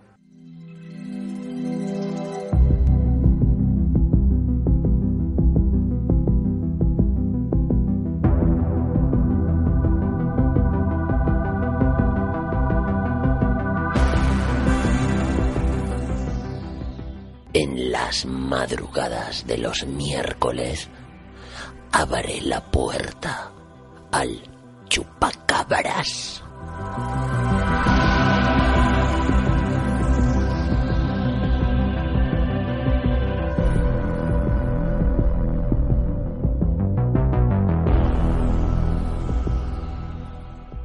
Bueno, antes comentamos con Daniela eso, que muchas veces los que escriben la historia pues no son objetivos ni parciales y dan ese toque a un personaje que a lo mejor no les cae simpático o no es de los suyos. Me estaba yo acordando, fíjate, cuando has hablado, Daniela, de la cruzada que Vlad el Empalador se creía un cruzado cristiano. Me estaba acordando de la cruzada de Ricardo Corazón de León, en la masacre de Acre. O sea, esa salvajada en la que pasaron a toda la población a cuchillo. Cuentan las crónicas que la sangre llegaba hasta las rodillas de los soldados cristianos. Y fíjate, Ricardo Corazón de León, cuando hablamos de Ricardo Corazón de León, nos vienen a la mente pues las películas. Me viene a mí Sean Connery, por ejemplo. Sean Connery, que viene a ayudar a Robin de Locksley. Exacto, de buen rollo, ¿sabes? Y tal. Fíjate, y es por la historiología, cómo ha tratado a ese personaje, pero realmente Ricardo Corazón de León fue un salvaje, quizás más salvaje que Vlad el Empalador, pero es así, la historia hay veces que trata de una manera a unos personajes y trata de otra manera a otros, pero bueno, es triste, pero es así, la historia la escriben los vencedores, ¿no? Como se suele decir. o pagan a los historiadores que la escriben. Efectivamente, sí, pero la historia, como has dicho, fíjate, si ahora ves un informativo y dependiendo de la cadena que lo veas cambia totalmente la noticia, imagínate. Podemos darnos cuenta que tampoco lo que ponen en los telediarios es realmente historia muchas veces. No, cierto. Es periodismo. Periodismo aparentando ser historia. Sí, correcto. Si realmente nos llegasen fuentes objetivas, que yo creo que eso es imposible. Claro, porque si no son fuentes, por ejemplo, los griegos trataban muy mal a los persas, como si fuesen bárbaros, brutos, unos sanguinarios, unos tiranos, y realmente los persas eran pues de lo mejorcito que había en la antigüedad. Pero claro, las fuentes que nos han descrito a los persas son griegos, y los griegos le tenían una manía a los persas que no lo podían ni ver. Entonces, pues es así que muchas veces, pues fíjate, si las crónicas que nos están llegando de Vlad, Daniela, pues a lo mejor la mitad de las cosas o están exageradas o no son de todo ciertas, pues sería un hombre duro, como tenía que ser, como cualquier gobernante, más en la zona de los Balcanes en aquella época. Exacto. Las primeras crónicas, como hemos dicho, fueron las alemanas, que tenían su aprovecho en demonizar a Vlad Tepes, a Vlad Dracul. Intentaba de alguna manera ponerlo como un ser brutal y así tener el apoyo de Hungría. También en el siglo XV la religión jugaba un papel muy importante. El Vlad era ortodoxa. Para tener el apoyo de Hungría, pues Hungría apoyaba a los que eran católicos, en este caso los sajones. Entonces, las fuentes sajonas se difundieron con mucha rapidez. Por eso llegó en la historia este relato tan cruel, tan temible de este personaje. Hay otras fuentes que lo ponen como un verdadero héroe, pero lamentablemente estas fuentes no llegaron a ser tan conocidos. De hecho, un griego, Laonik Chalcondil, lo dijo que para él, teniendo en cuenta los eventos del siglo XV y cómo estaba distribuido, pues era un héroe que se interpuso en frente del Imperio Otomano, que no muchos hacían eso. Muchos intentaban hacer alianzas con el Imperio Otomano por no perder el poder. Él desde el principio fue una barrera contra el Imperio Otomano y de hecho hasta cuando se murió era tan temible que el sultano exigió su cabeza y lo puso en un palo muy alto, en una estaca muy muy alta, para así tranquilizar a todos los otomanos. O sea, la historia es muy interpretable. Y bueno, llegados a este punto, que ya hemos escuchado, podríamos decir, el perfil psicológico de Vlad Tepes y también de Alejandro Magno, que hemos visto que tampoco no era tan magno como nos cuentan las crónicas griegas. ¿Qué nos puedes contar, Lady Manila, desde tu punto de vista profesional de psicóloga, de estos personajes, de estas personalidades, podríamos decir, megalomaníacas, en el caso de Alejandro, que tienes todo el poder, y al final, por ejemplo, Alejandro, en la fase final de su vida, se creía un dios, que podía incluso esquivar la muerte, que de hecho es lo que su reino acabó tan pronto, porque como el tío se pensaba que iba a vivir siempre, no había designado heredero. Entonces, al morir él, acabaron matándose y luchando entre sus generales y se dividió el imperio inmediatamente prácticamente a la muerte de Alejandro. ¿Qué nos puede decir de estos personajes, de Vlad Tepes y, por ejemplo, también de Alejandro? A día de hoy, dado que este personaje vivió en unas circunstancias, en un momento histórico determinado, los criterios diagnósticos no se adaptan a ese perfil como tal. Entonces, sí que se determinan ciertos comportamientos que están muy relacionados con el perfil psicopático, ¿vale? Es cierto que en su momento ese personaje histórico se adaptó a unas circunstancias, sobrevivió. En cuanto a la psicología y el cómo define la psicopatía o sociopatía, hay una diferencia muy muy clara, y es que los psicópatas planifican, establecen su estrategia, piensan en las consecuencias de sus actos, son unos estrategas natos, mientras que los sociópatas tienen un comportamiento muy similar al de los psicópatas, pero son impulsivos. Entonces, en ese sentido, este personaje tiene un pensamiento, ¿vale? Tiene una filosofía de vida. Y en ese sentido he querido informarme yo también en cuanto al pensamiento, más asociado incluso al enfoque de Maquiavelo. En cuanto a la filosofía de Maquiavelo, me llamó la atención un tratado que no pretende... O sea, no pretende ser cómo deberían actuar los poderosos, sino cómo se tiende a actuar cuando se tiene el poder para conservarlo. En este sentido, el príncipe, el soberano, el gobernante, tiene que intentar ser amado y temido, pero si no puede conseguir ambas cosas, debe preferir ser temido, ya que obedece más firmemente a alguien por miedo que por amor. Es un poco lo que estabais diciendo antes. Se extiende ese dominio basado en el miedo. Y es lo que utiliza para ser poderoso, para someter a la región, para disminuir los conflictos internos que pudiera tener en la región y defenderse de lo que hay fuera. En ese sentido, obviamente, pues muestra o demuestra la falta de empatía propia de un psicópata. Es totalmente insensible hacia cualquier crueldad. El hecho de insensibilizarte frente a esas situaciones es clave como estrategia, ¿vale? Claro que no le afecte todas las barbaridades que hacías y tú... Que puedas dormir por la noche. Exacto, sí, claro. Fíjate, ¿te acuerdas, Rubén, cuando comentábamos en un programa anterior los genocidios, que hablábamos de que hasta los nazis de los campos de concentración... Sí, que hasta los nazis sufrían porque sufrían estrés de estar matando.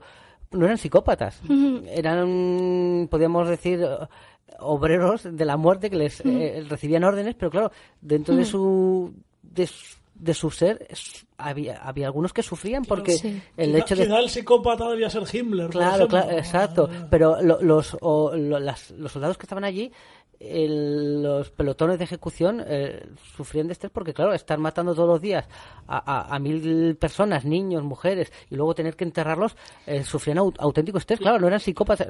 Seguramente psicópatas, lo que dice Rubén, era los ideólogos, que eran los que diseñaban todas esas barbaridades. Eso es. Ellos eran simples peones que tenían la función de ejercer el dominio. Ellos estaban despersonalizados. Los soldados en ningún momento eran humanos, pero porque, fíjate, hay un experimento, el experimento de Milgram, que trabaja justamente sobre la obediencia y cómo una persona de autoridad que te está lanzando descargas es generar indefensión aprendida ante una situación que no controlas.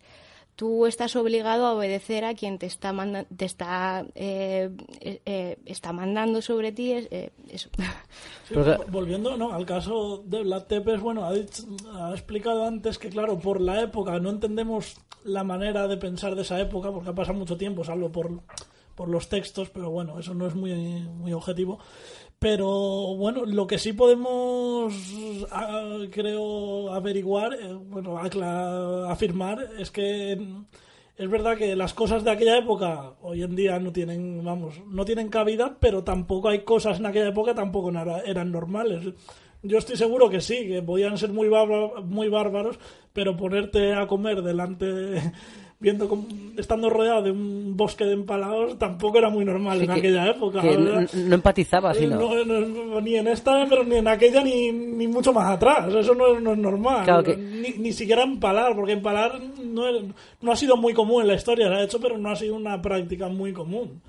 No sé, porque requiere bastante... conocimientos de biología, claro, muy importantes. Y tener una falta de empatía ya del nivel, el grado mayor que pueda haber, yo creo. Me imagino que tú puedes no ser empático, pero habrá grados, habrá distintos grados. Yo no lo sé. A lo mejor también podía ser marketing. No, claro, marketing, a lo exacto. mejor no comía diario, comía solo cuando iba a algún emisario de otro país y mostraba un marketing y una imagen de total maldad y destrucción para invitar a que no buscaran confrontación con él.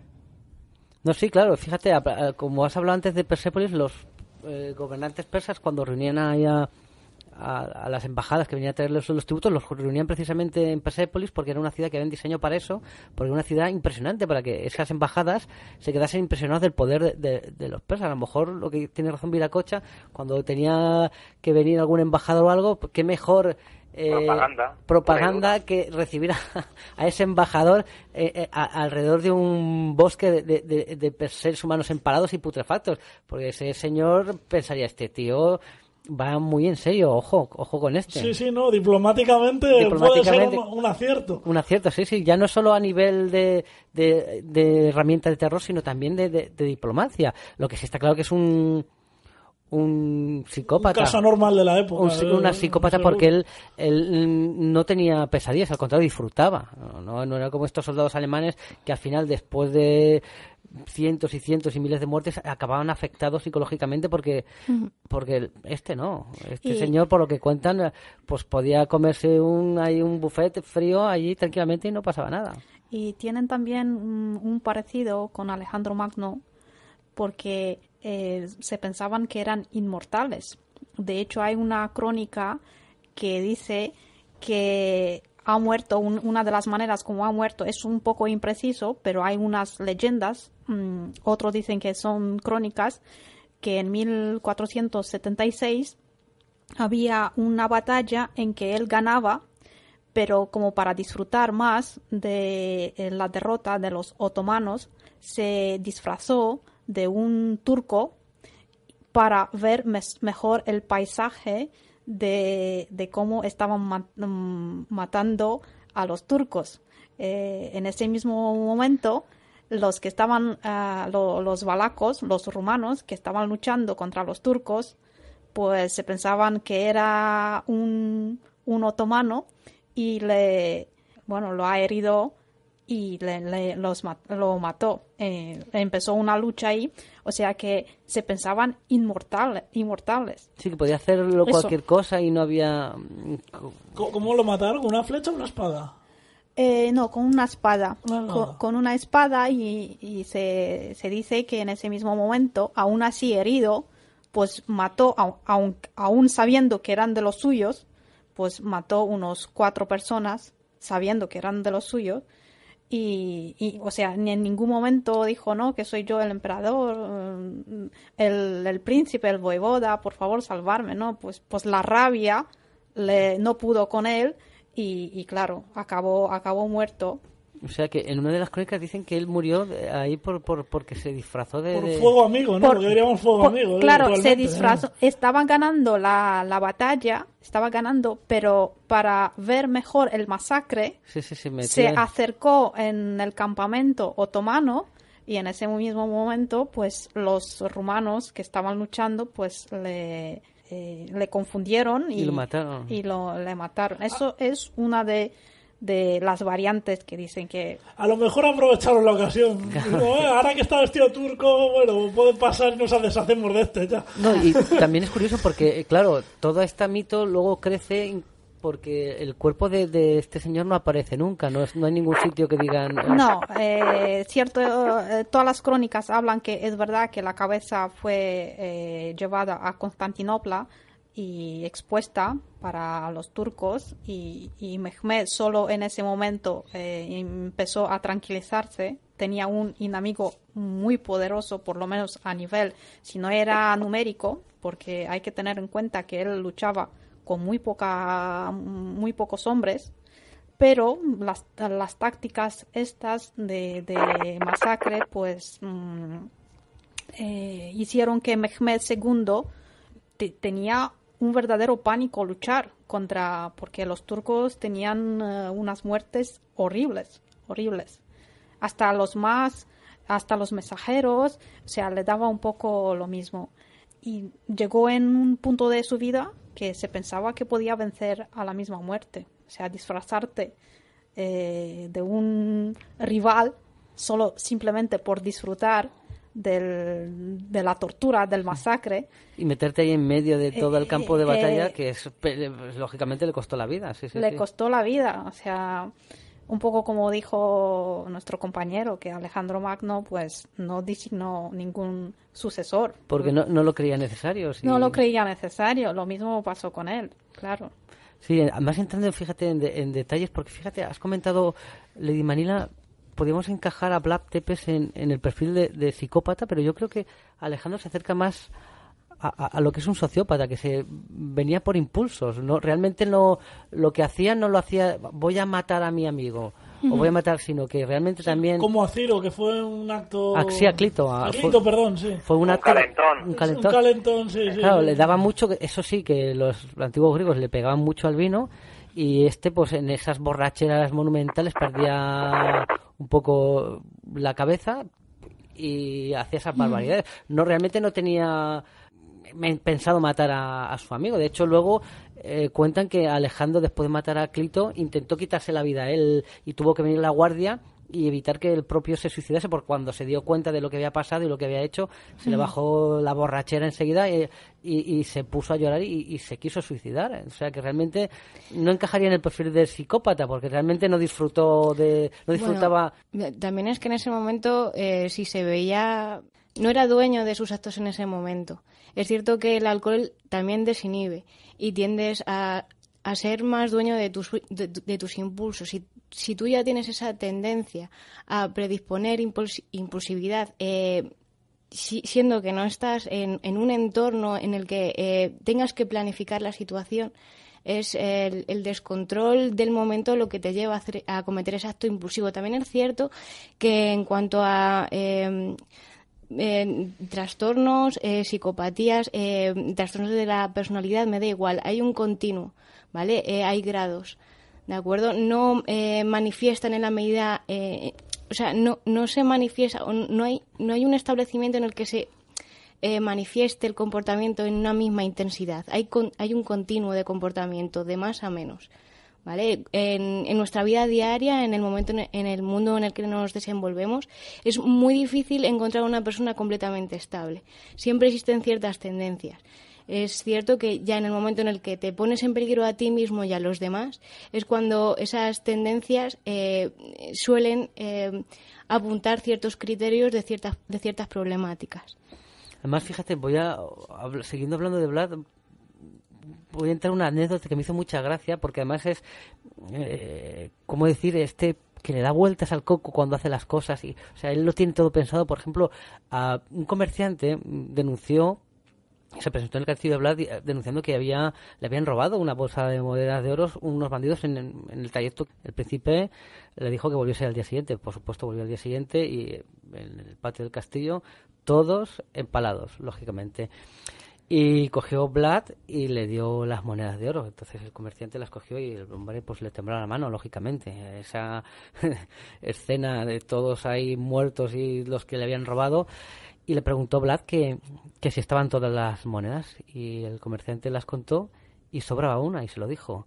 Y Vlad le dijo, has hecho bien, porque si me llegas a decir que están todas y no me devuelvas la que está de más, hubieses acabado tú también empalado. O sea, que era un tío que era maquiavélico, como has dicho. Aparte de tal, era muy rebuscado porque había matado a los malos, pero también quería medir a ver el grado de honradez de este tal. Y claro, el otro, al ver lo que había hecho, pues enseguida se dio cuenta de que había una moneda más y dijo, no, esto no es mío, y salvó la vida.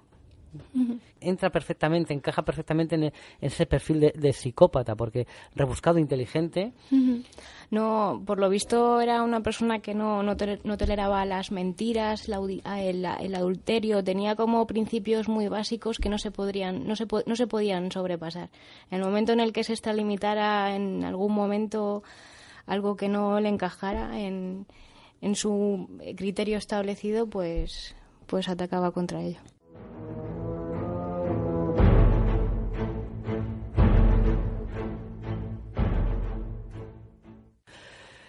ya casi para terminar, quiero entrar en un mito, si me permitís, porque mucha gente de hecho yo creo que, no sé si todavía en Rumanía la obra de Bram Stoker está, podemos decir... Es trending topic. Sí. Pero la gente piensa que se inspiró Bram Stoker en este personaje para crear su personaje de Drácula, y no es así. Realmente la única inspiración que sacó, porque ya tenía el libro prácticamente terminado y escrito, únicamente se inspiró en el nombre, porque él a su personaje le quería llamar el Conde Vampir. Claro, realmente es un nombre un poco marketing, ¿no? Estamos hablando de marketing, de empalamientos y tal.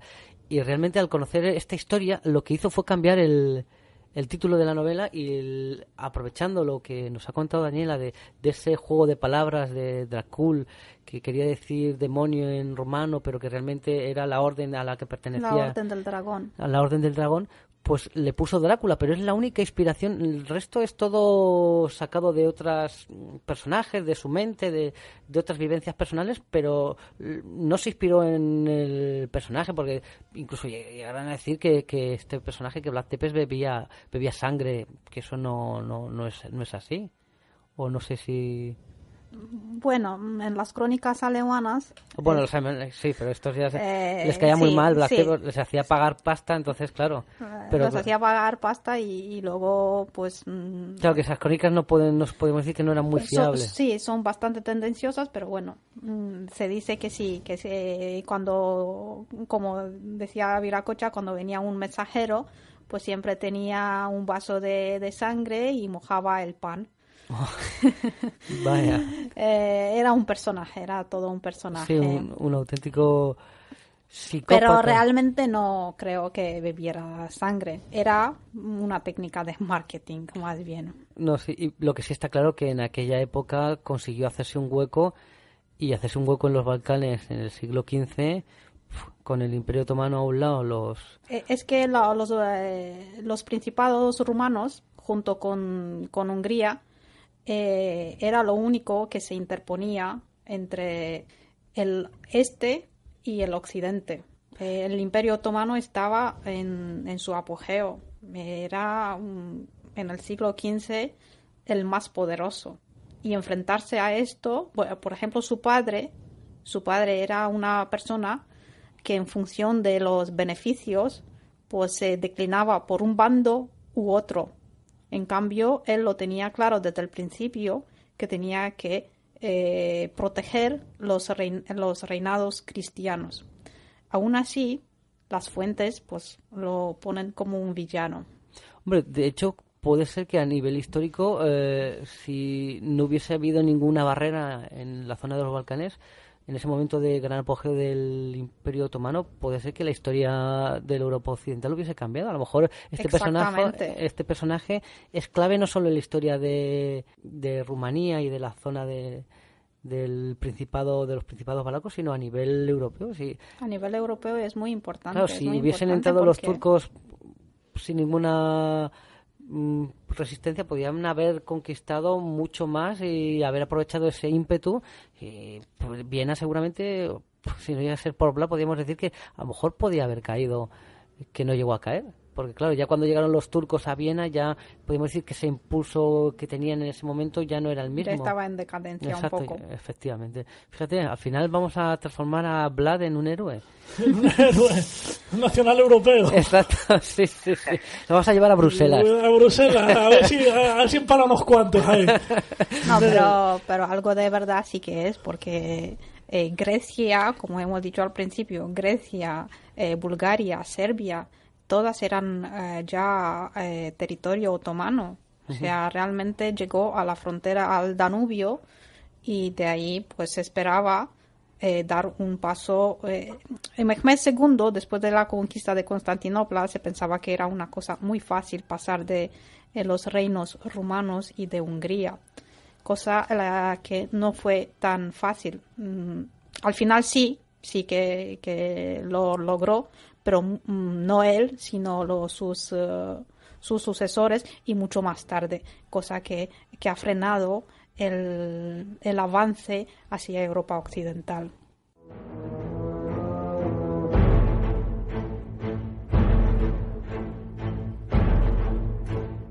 Fíjate, al final estamos sacando conclusiones, le hemos puesto un perfil de psicópata, pero bueno, hay psicópatas buenos, ¿no?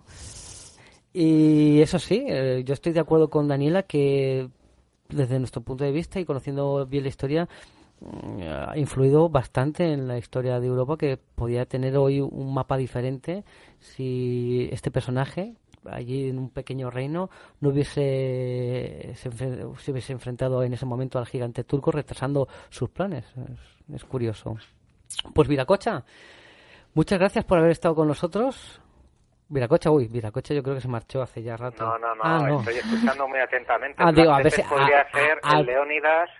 Sí, el paso de las Termópilas, pero allí en los Balcanes y con otro. Exacto.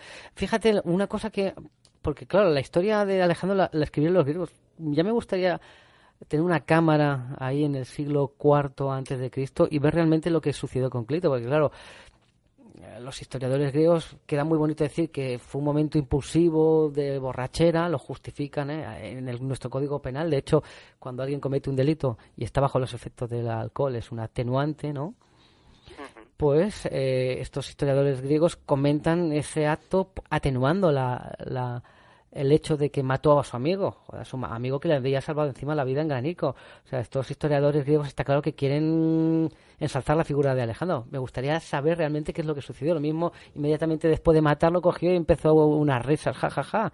No, y se encargó de su familia. Exacto, es lo que te quiero decir, o de los familiares o de los amigos para que no se vengasen de él. Que claro, la historia como la cuentan historiadores griegos, pues es muy bonito. Se arrepintió inmediatamente, lloró, incluso se quiso quitar la vida. Otro atenuante en nuestro Código Penal, cuando alguien mata a alguien y se intenta quitar la vida, eso es un atenuante, es como que has perdido la razón, ¿no? O sea, fíjate cómo estos griegos parece que conociesen el Código Penal y para que el juicio posterior de la historia de Alejandro, hombre, es que fue un venazo que le dio, estaba borracho y un impulso, pero enseguida se arrepintió. Pero claro, la historia la cuentan sus amigos y la cuentan pues suavizándola, ¿no? Si los historiadores hubiesen sido rumanos, ¿no? Quienes contasen la historia de Vlad y no alemanes que estaban enfadados con él porque les hacía pagar impuestos de más, quién sabe qué faceta de Vlad nos hubiese llegado a nosotros, ¿no? Está quizás tan efectivamente tan vil, ¿no? Efectivamente. Caballero. Si me permites sí. cosa, comentar que ha dicho Lady Manila, lo del experimento de Milgram. Eso será un tema a tratar en próximos programas porque creo que es la clave de por qué muchas cosas van torcidas. El obedecer. Además, de este experimento hubo una variante que si metían una tercera persona que generaba la duda, sí. Al que daba la descarga, aún había esperanza, porque ya se paraba la gente a pensar. Entonces, no sé. Justamente ese experimento trata de profundizar o por lo menos estudiar el por qué estos comportamientos se han dado a lo largo de la historia. Y hay diferentes interpretaciones y sería muy, muy interesante hablarlo próximamente. Pues por supuesto, aquí ya sabéis que tenéis los micrófonos abiertos para seguir hablando de la historia, de sus misterios y de todos los experimentos y que nos ayuden a conocernos a nosotros mismos más, que es realmente lo que hace la historia, ¿no? Que conoce su historia, pues no comete los errores que se han cometido, que es lo que nos está pasando ahora, que mucha gente desconoce su historia y pues se están cayendo en errores que se ha visto a lo largo de la historia que son errores, pero bueno. Pues muchas gracias, Viracocha. Hasta la próxima. Muchas gracias a vosotros. Hasta la próxima, Viracocha. Hasta luego. Hasta luego. Cuidados.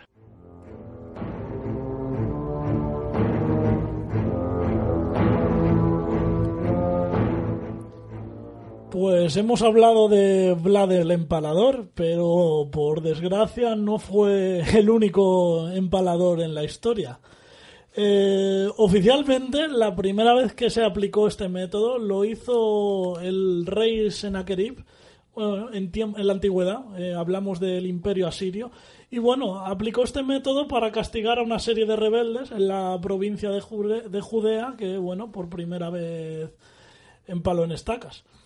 No mucho después, si nos vamos al siglo IV y V antes de Cristo, en tiempos del Imperio Persa, el rey Darío I hizo el primer gran empalamiento masivo de gente, porque bueno, 3.000 3.000 enemigos suyos fueron empalados a las afueras de la ciudad de Babilonia.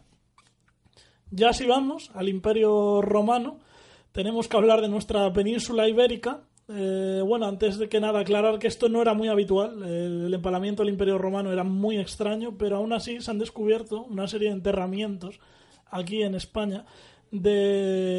Posiblemente se creen que las víctimas sean rebeldes celtíberos que se oponían a la romanización. Siguiendo hablando de España, mucho más adelante, vamos al siglo ya XVI. Durante la conquista de América, en Chile tenemos el Vlad español, podemos decir, que se llamaba González de Silva, y durante una rebelión de la tribu mapuche a las afueras de la ciudad de Cogua, empaló a una serie de sublevados, además a lo alto de una montaña que tanto en aquella época como hoy en día se sigue conociendo como el Cerro de los Empalados en Chile. También en España, también somos famosos aquí empalando. Si vamos a la guerra de independencia española contra la Francia de Napoleón, la guerrilla española aplicó el empalamiento contra algunos soldados franceses capturados. De hecho, hay una imagen muy conocida de Francisco de Goya, el pintor, en sus grabados, Los desastres de la guerra. Uno de estos grabados ha dibujado un soldado francés empalado a un matorral. Esto es bastante curioso. Y bueno, si la gente creía que en el siglo XX no se han hecho empalamientos, pues sí que se han hecho empalamientos, por desgracia. Y han sido bastante comunes. El primer ejemplo lo tenemos en 1920, en la guerra polaco-soviética. Las tropas soviéticas del Ejército Rojo, a algunos de los oficiales capturados al ejército polaco los empalaron. Y además hay una fotografía muy desagradable de un hombre empalado de verdad, que encima, yo he visto esa fotografía, la vi una vez y no quiero volver a verla. Lo empalaron en un árbol boca abajo, encima. O sea, está la fotografía, cómo lo tienen atado con cuerdas con los pies y entre varios lo van... Es terrible, También hubo algunos empalamientos, se hicieron durante la Segunda Guerra Mundial. Lo hicieron además dos naciones, las dos eran además de las potencias del eje. Una de ellas fue Japón, durante la guerra en China. La guerra sino-japonesa al frente de China, pues algunos de los soldados capturados al ejército chino los empalaron con cañas de bambú. Y además estos empalamientos fueron parciales, porque el bambú, como bien sabido, es una planta de rápido crecimiento que si la riegas en un día puede crecer varios centímetros. Entonces le dejaban allí al soldado mínimamente empalado y a los pocos días, claro, el bambú iba subiendo y la agonía era terrible. O sea, era bastante sinvergüenza lo que hicieron los japoneses ahí. La otra nación que en la Segunda Guerra Mundial empleó este método fue Croacia. Croacia también pertenecía a las potencias del eje. Hubo un régimen que a mí, para mí ha sido uno de los peores regímenes de la historia por la extrema crueldad. O sea, las SS iban escandalizadas de ahí al ver, o sea, eran angelitos las SS comparadas con este régimen, el régimen de la Ustacha, que era un régimen ultranacionalista formado por croatas y también por bosnios. Bosnia era una provincia en aquel momento de Croacia.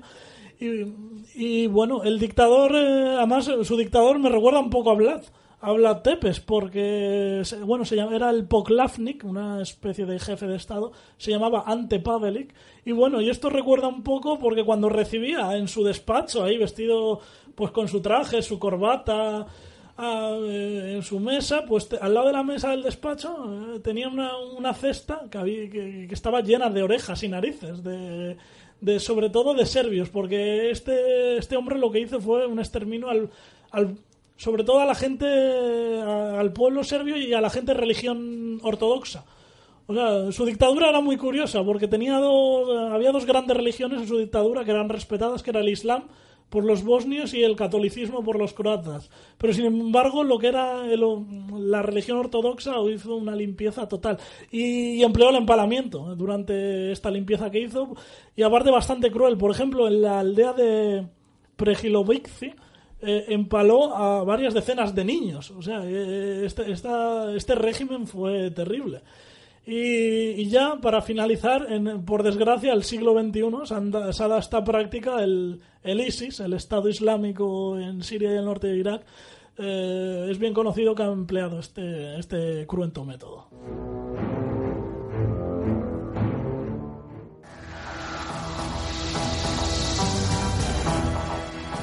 Como hemos visto, no solo hay un empalador, desgraciadamente, en la historia de la humanidad, y tristemente seguramente haya más a lo largo de la historia. Por cierto, el que he dicho, el empalador croata está enterrado en Madrid, en el cementerio de la Almudena. Y han hecho rituales, vienen croatas a rendirle homenaje a la tumba varias veces, le han puesto flores, incluso ha habido ciertas quejas de grupos de derechos humanos aquí en España que se quejan de que vayan a ponerle flores. Leí hace 2 años que su tumba la agredieron.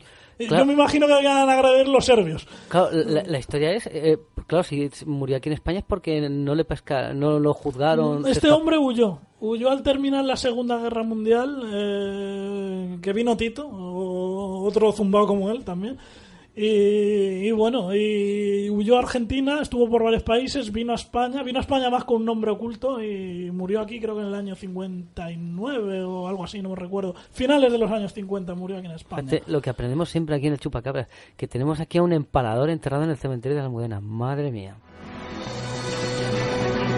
Pues muchísimas gracias Rubén, Daniela, Lady Manila, y nada, hoy ha sido un programa interesantísimo que hemos aprendido de psicópatas, de empaladores, de que Hitler era un poquito rojillo, y nada, combinar a nuestros oyentes a que nos sigan escuchando aquí en el Chupacabras de Polígono, y nada, como le decimos siempre al terminar este programa, no olvidéis abrir los ojos y despertar y tener cuidado si os pasáis por el cementerio de la Almudena, a ver, no os encontréis con el espíritu de ese hombre, porque si no vais a acabar muy mal, ¿no? Vaya historias.